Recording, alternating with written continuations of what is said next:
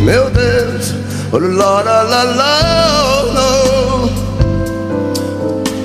oh, oh não, oh não. Todo ser humano um dia precisa de um socorro espiritual. E eu e a minha família aprendemos que se precisássemos de um milagre, oh Lord, oh não, deveríamos matar animais, jogar nas encruzilhadas, colocar despachos. Oh não, não, não. Eu aprendi assim, a minha família aprendeu assim, e desde o dia em que eu nasci eu aprendi assim. Acredito que a minha mãe desde o dia em que nasceu também aprendeu assim. Mas só que chega um dia na vida do ser humano que ele nasce de novo, aleluia. Ele nasce de novo e começa a aprender com Deus, começa a aprender com o Senhor. A gente observa que essas coisas não levam a gente para lugar nenhum. Oh Lord, oh Lord. Nós crescemos assim. Existia uma árvore lá no quintal da nossa casa que se chama aroco. Quando éramos crianças ouvíamos esta árvore assobiar às vezes a noite inteira. A nossa casa era feita de barro, e um dia meu pai derrubou a casa de barro para construir de bloco. E dentro das paredes nós encontramos objetos, encontramos ossos. Oh não, Lord, oh, oh. Aquela casa outrora eu acredito que era um centro de macumba, uma casa de candomblé. E eu cresci assim, nós crescemos assim, atormentados, eu e as minhas irmãs. Víamos coisas, oh não. E eu cresci num ambiente assim. A minha família sofreu tanto, mas eu acredito que agora que eu sou evangélico, aleluia, agora que Jesus entrou na minha vida, por intermédio da minha vida Ele também entrou na minha casa, aleluia, e vai salvar os meus. Oh Lord, oh Lord, oh não, não, não. Eu cresci assim. Com 18 anos eu comprei um violão e ingressei na minha primeira banda. E ali naquela minha primeira banda, o cidadão começou a me falar de Cristo. Só que essa conversa de Jesus é uma conversa chata para quem não quer realmente intimidade com Deus. Você vê que você fala de Deus, todo mundo aceita. Você fala de tantas coisas, as pessoas acreditam em copo d'água, as pessoas acreditam em tantas coisas, mas quando fala de Cristo, as pessoas se sentem ofendidas. Você quer ver uma coisa? Diga assim para uma pessoa que não é evangélica: Deus te abençoe. Ela nunca vai dizer amém. Ela sempre vai dizer para você: Deus te abençoe também. Porque na verdade ela está se sentindo agredida, está achando que você está dizendo que você tem Deus e ela não tem Deus. Aleluia. Porque normalmente é assim. Quando se fala de Jesus, as pessoas não querem saber, as pessoas escarnecem. Quantas e quantas vezes eu tenho que ouvir até hoje que eu não sou crente coisa nenhuma, que eu sou falso crente, que eu não me converti coisa nenhuma. Mas o que eu mais glorifico a Deus é que independente do que digam a meu e o seu respeito, há um lugar para nós preparado lá no céu, lá na glória. Há um lugar para nós. Fala para teu irmão: há um lugar lá no céu preparado para você, meu irmão. E eu profetizo em nome de Jesus que você e a tua casa servirão ao Senhor. Eu e a minha casa serviremos a Deus. Meu Deus, meu Deus, meu Deus, meu Deus. E foi assim. Aquele cidadão me falava de Jesus, mas entrava por um lado, saía pelo outro. Eu não queria saber, eu não queria dar ouvidos. A conversa era chata, aleluia. Eu achava que eu sabia o que eu queria, achava que as minhas próprias convicções estavam me levando para os lugares corretos. Mas o tempo então passou. Veio a segunda banda, a banda Terceiro Mundo. Saí da banda Terceiro Mundo, fui para a banda Cão de Raça, que tem como cantor Edson Gomes. Fiquei 4 anos tocando contrabaixo nesta banda. E nessa banda às vezes se lia-se um versículo. Edson Gomes, ele gostava, ele sempre falava muito do Deus de Isaac, do Deus de Abraão, do Deus de Jacó. Abríamos a Bíblia, líamos um versículo. Só que depois que líamos um versículo, depois se abria uma garrafa de conhaque e começávamos a beber. Aleluia. Quando se lia o versículo, eu até não entendi. Digo, por quê? Por que essa coisa toda? Se depois a gente vai beber, se depois a gente vai às vezes até eu particularmente iria me drogar. Que eu comecei a fumar maconha ainda na banda Cão de Raça. Não foi a banda Cão de Raça que me deu maconha. Eu comecei a usar maconha na banda Cão de Raça. Saí da banda Cão de Raça, banda Olodum. Primeira viagem, Buenos Aires, aleluia. E ali no aeroporto, me deram um violão e eu mostrei essa música, o I Miss Her, o melô do Pom Pom Pom, que hoje é muito mais conhecida no meio do povo de Deus como Eu Sou de Jesus. E ali eu gravei esta canção. Voltei de Buenos Aires, fui para os Estados Unidos, onde fiquei ali aproximadamente um mês, um pouco mais de um mês. E eu me lembro muito bem que quando eu estava com a minha viagem marcada para os Estados Unidos, o meu pai me recordava esta semana, eu tive uma espécie de pneumonia, tuberculose, eu não sei. Eu só sei que eu usava muita droga e acabei ficando doente. Eu ali de cama no meu quarto, fiquei ali acho que mais de 24 horas sem levantar daquela cama. E a minha família sem saber o que estava acontecendo. Eu em cima, lá no quarto, eu morava num quartinho em cima, no primeiro andar. E ali quando me levaram para o médico disse: olha, se não internar morre, mas a viagem estava marcada. E eu ali peguei os remédios, entrei no avião, irmãos. A coisa era tão séria que eu entrei no avião sentindo dores terríveis no pulmão. Eu disse, eu vou morrer aqui nesse avião. Por incrível que pareça, a única posição que a dor passava era quando eu ajoelhava na cadeira. Eu ajoelhava no chão e debruçava na cadeira do avião, de tanta dor que eu estava sentindo. Quando eu caía de joelhos, a dor passava. Eu fui daqui do Brasil até a Europa praticamente de joelhos para poder suportar aquela dor. Cheguei na Europa tomando os remédios, comecei a melhorar, voltei. Depois fui para os Estados Unidos, Europa novamente. Eu fui 2 vezes na Europa, fui para os Estados Unidos. Eu rodei esse Brasil inteiro, comecei a ganhar dinheiro, fiquei famoso. A música estourou, a música ficou nas paradas aí do Brasil inteiro, todo mundo cantando a canção. Só que a mesma mão que me aplaudia ali dentro era a mesma que me humilhava. Os mesmos que me levaram para o exterior eram os mesmos que me pisavam. E eu não podia contar isso para ninguém. Eu não podia dividir com ninguém. Tinha que suportar calado as humilhações. Afinal de contas, eu estava fazendo parte de uma banda famosa. Eu estava fazendo parte de uma banda que todo mundo conhecia. E me prendia naquilo. Eu dizia, não vale a pena ser pisado, vale a pena ser humilhado para poder fazer parte desta banda. Mas depois eu descobri, irmãos, que vale a pena se prostrar diante do Deus vivo, o autor e o consumador da nossa fé. Porque sim, Ele sim é que tem vitória para mim e para você. Foi assim. A gente sofre muito. Você liga a sua televisão, talvez você ache que são mil maravilhas. Existe uma pessoa lá na banda Lodum que tem o mesmo nome que o meu.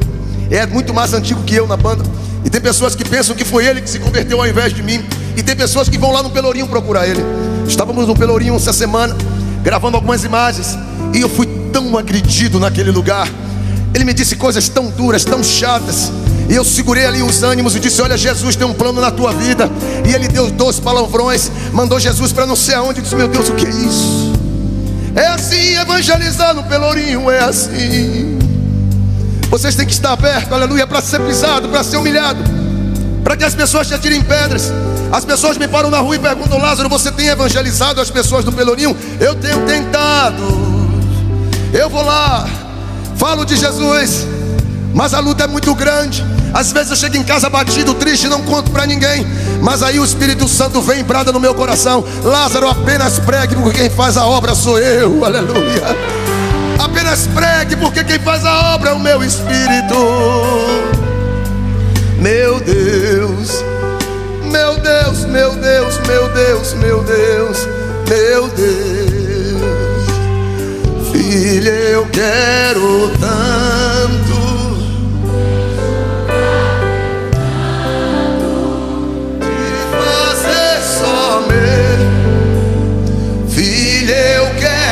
ser teu Deus, eu te amo tanto, tanto, tanto.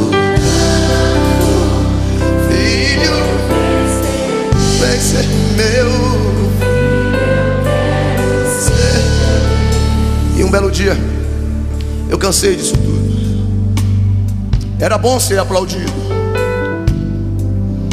era bom ouvir as pessoas gritando o meu nome. Era bom, mas não era bom o preço que eu pagava para ter tudo isso. Não era bom. Não era bom. Oh Lord. E aconteceram algumas coisas, algumas brigas por causa de inveja, Um dia eu tomei uma cotovelada no estômago quando estava indo para o microfone cantar em uma cidade chamada Amsterdã, capital da Holanda. Às vezes nos agredíamos por causa de inveja, de brincadeiras sem graças. Às vezes o telefone tocava e alguém dizia: vai ter viagem, e meu coração pesava. Eu sabia que iria ser aplaudido, mas também sabia que iria ser pisado. Eu sabia que as pessoas iriam gostar da música, mas eu sabia que ia ser muito humilhado também. E meu coração pesava. Oh Deus. Até que um belo dia, voltando de uma dessas viagens, eu resolvi sair da banda. Houve uma briga entre mim e um outro cantor da banda. Acabamos trocando socos e pontapés ali no aeroporto. Eu resolvi sair do grupo. E fora da banda, viciado em drogas, o dinheiro acabou rapidinho. A cocaína levou tudo que eu ganhei, tudo que eu juntei. Meu Deus, o diabo levou tudo que eu conquistei, tudo que eu ganhei.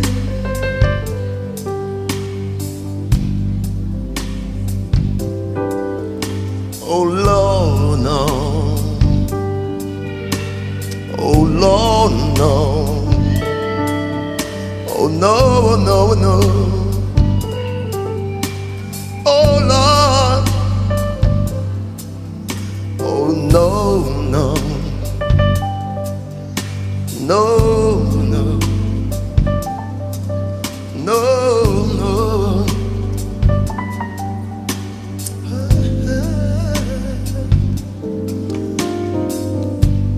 Eu saí da banda, viciado em drogas. Perdi meu dinheiro todo. Perdi tudo. A minha família descobriu que eu estava viciado em drogas e eu tive que sair de casa. Aí a gente fala uma coisa dessa e diz: poxa, coitado do irmão Lázaro. Coitado do meu irmão. Só quem tem um filho drogado sabe o que é isso.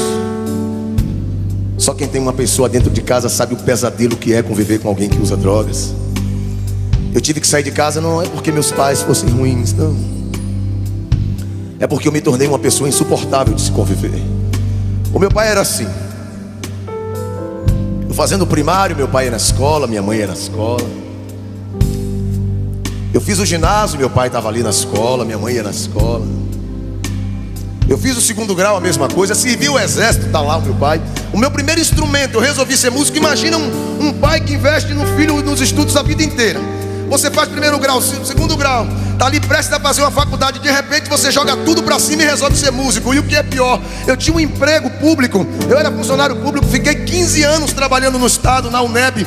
Joguei tudo para cima para ser músico. Imagina a cabeça das pessoas que você convive. E de repente alguém resolve acreditar nos teus sonhos.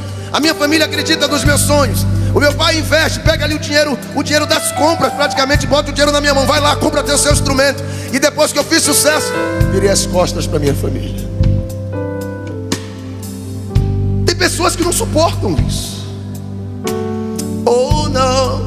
E agora, depois de evangélico, meditando em todas essas coisas, lembrando que meu pai era uma pessoa enferma. Meu pai andava muito doente. Eu me lembro, eu criança, carnaval, meu pai na UTI de um hospital e a gente lá. E depois, quando a gente faz sucesso, a gente vira as costas. A gente esquece da nossa família. E eu fiz uma música para honrar a minha família, para honrar os meus pais. Eu quero mostrar essa canção para vocês agora.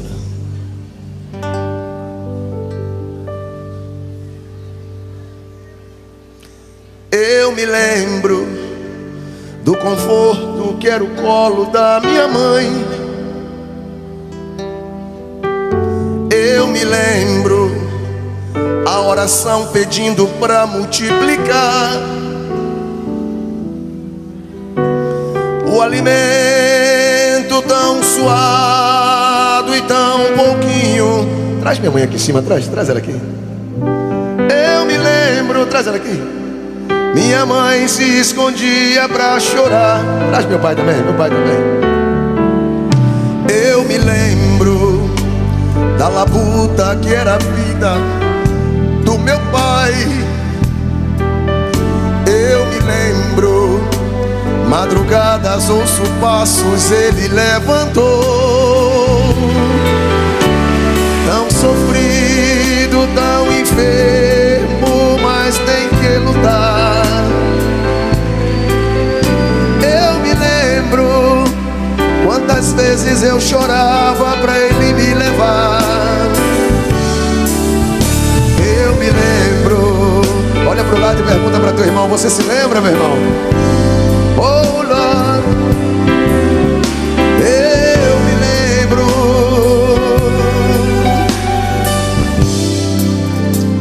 Oh, não. Eu me lembro dos brinquedos que ganhei quando criança. Eu me lembro dos castigos e das surras por amor. Tanto esforço e sacrifício só pra eu estudar. Eu me lembro, o meu pai dizia: filho, as tristezas que eu passei você não vai passar. Eu me lembro. Pergunta mais uma vez para teu irmão: você se lembra, meu irmão? Aleluia. Eu me lembro. Oh, não. Presta atenção aqui. O tempo então passou, o mal me enganou e eu fui tristeza. Eu fui decepção, eu magoei o coração de quem tanto me amou.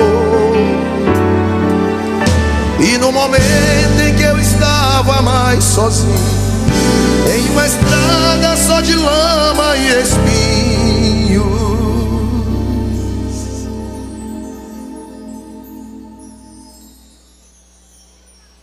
eu me humilhei, me arrependi e então voltei. Oh, glória a Deus. Eu me lembro.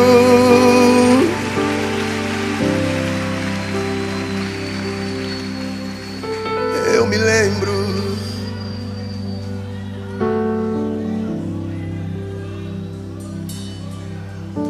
Eu me lembro.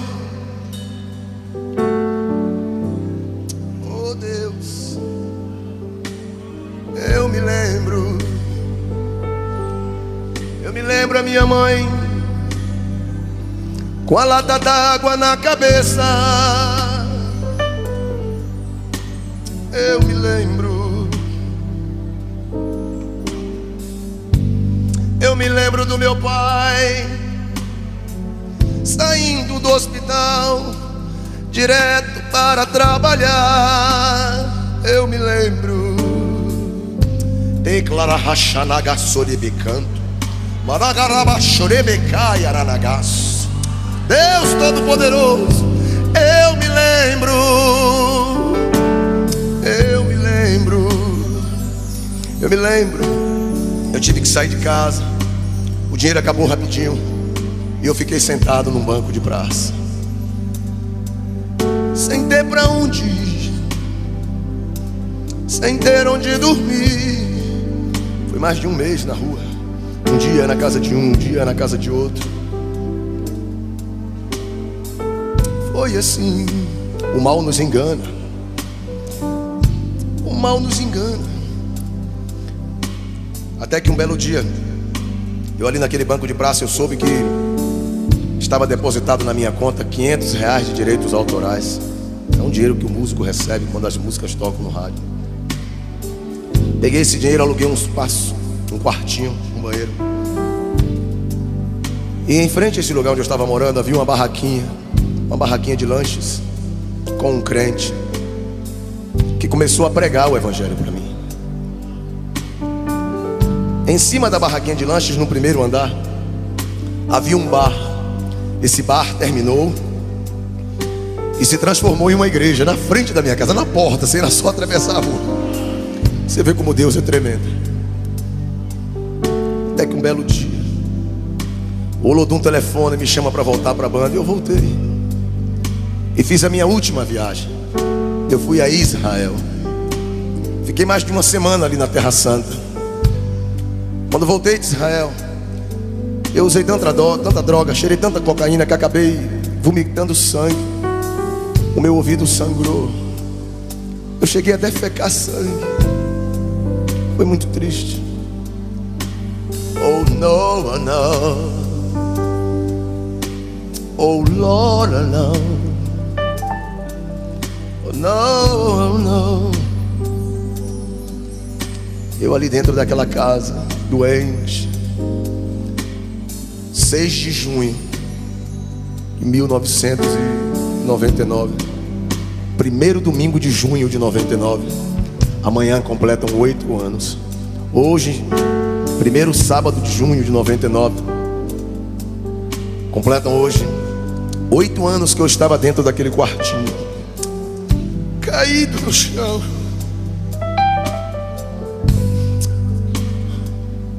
Oh Lord, sem ninguém. Oh, não. É muito triste, é muito difícil. E não pense que eu vos falo essas coisas querendo te comover, porque a Bíblia diz que Deus resiste aos soberbos. É assim que acontece com aqueles que abraçam a soberba como padrão para as suas vidas. É assim que funciona.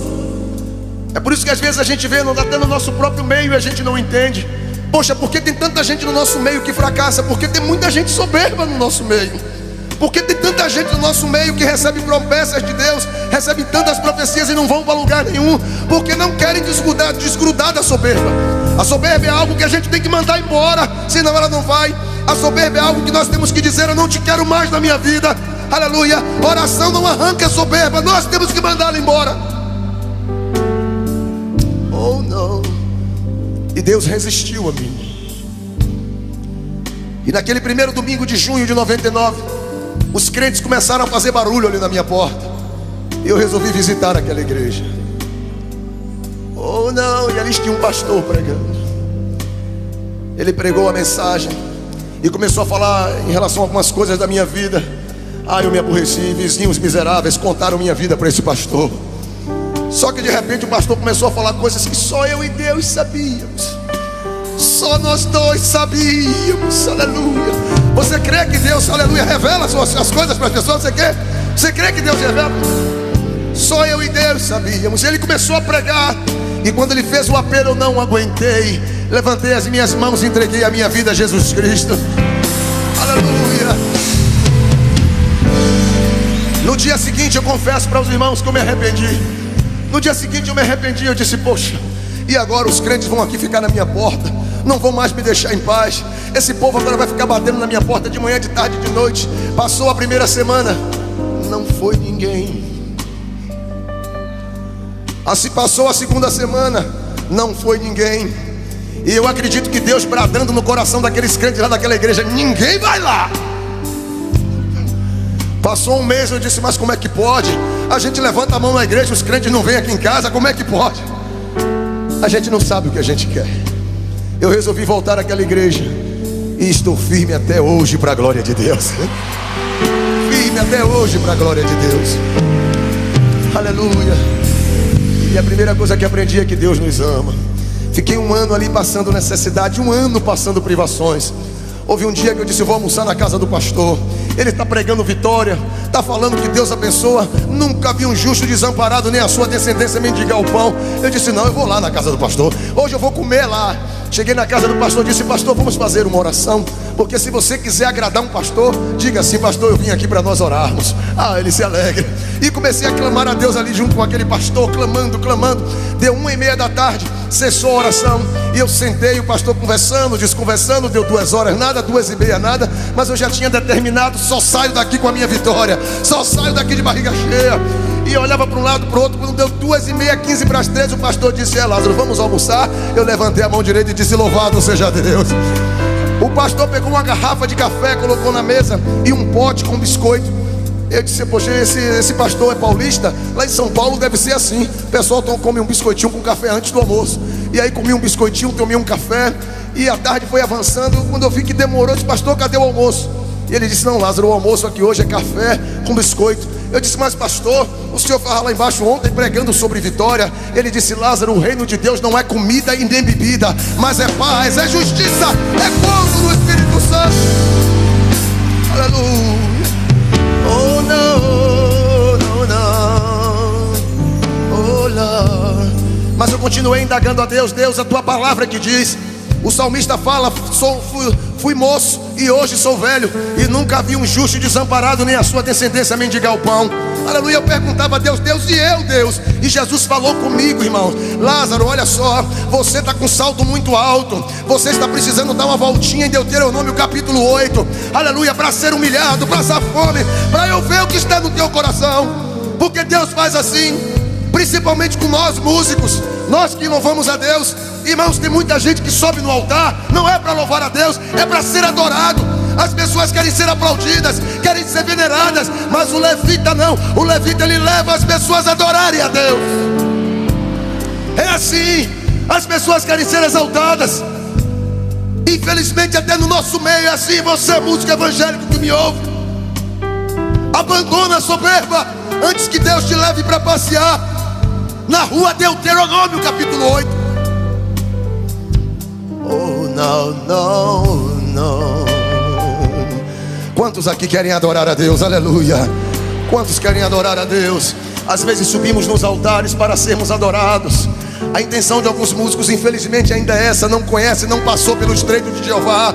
Está precisando experimentar o deserto. Está precisando passar pela escola do Espírito Santo. Está precisando ser confrontado frente a frente com Deus, para aprender, aleluia, que não se deve subir em altares para ser adorado, e sim para adorar a Deus.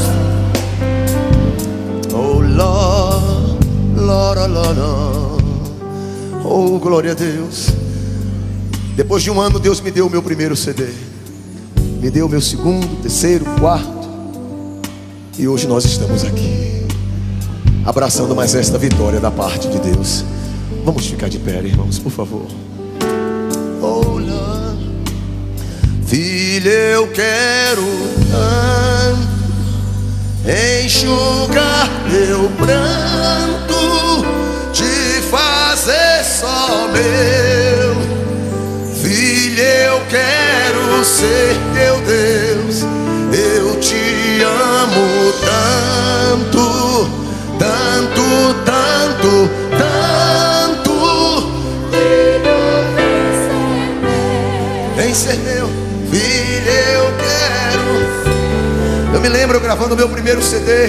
Um dia eu liguei para Ronei e disse, Ronei, não vai dar para gravar hoje porque eu não tenho dinheiro para transporte. Às vezes eu chegava lá, não tinha dinheiro nem para o almoço. Fui peleja, irmãos. Não pense que eu saí do Olodum, aleluia, para tentar a vida no Evangelho. Não pense que eu saí do Olodum para fazer carreira no Evangelho. Eu saí do Olodum, aleluia, porque toda aquela adoração que era destinada a mim só estava me trazendo ruína e derrota. Eu saí do Olodum e vim para a igreja para adorar aquele que nos criou, aquele único que merece ser exaltado. Fala para quem está do teu lado, nem espere adoração, porque Deus não vai permitir. Fala para teu irmão, não espere adoração, porque Deus não vai permitir. Oh Lord. Eu fico imaginando, às vezes eu vejo cantores evangélicos com segurança, ministros de Deus com segurança. Meu Deus. Oh Lord. No, no. Oh no, no. Hoje nós já viajamos várias vezes para os Estados Unidos para pregar a palavra de Deus. Jesus tem aberto as portas, estamos viajando por esse Brasil, por vários lugares já nesse Brasil. E um belo dia, qualquer momento, nós vamos chegar aí na sua cidade para dizer que Jesus é bom e o diabo não presta. Amém, meu irmão? Glória a Deus. Meu irmão, eu quero orar por você. Fica só o piano comigo. Me deixa fechar assim, eu quero orar por você. A Bíblia diz,